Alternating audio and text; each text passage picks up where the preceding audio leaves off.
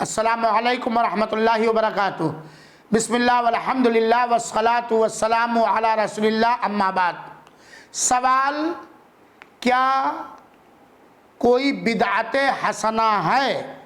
क्या दीन में कोई बिदअत हसना अच्छी बिदअत है?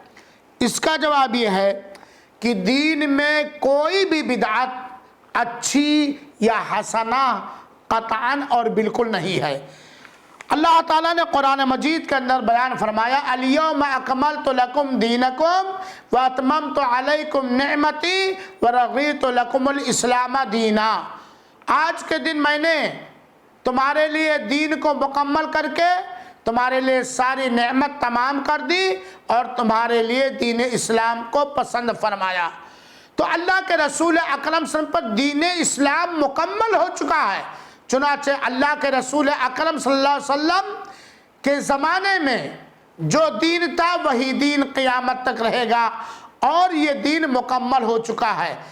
दीन के अंदर कोई नई चीज़ ईजाद करना ये गुमराही है और कोई गुमराही भी हसना या अच्छी नहीं हो सकती है। अल्लाह के रसूल अकरम सल्लल्लाहु अलैहि वसल्लम ने फरमाया, व इय्याकुम मुहदसातिल उमूर, दीन में बिदअतें गढ़ने से बचो।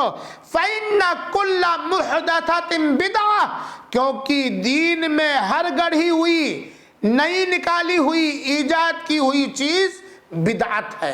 गौर करने की बात है।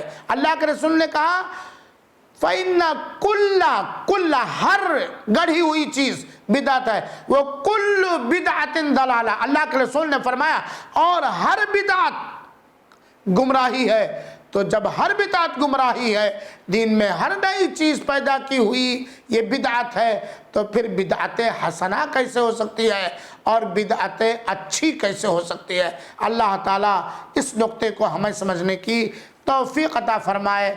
आमीन। वस्सलामु अलैकुम वरहमतुल्लाहि वबरकातुहू।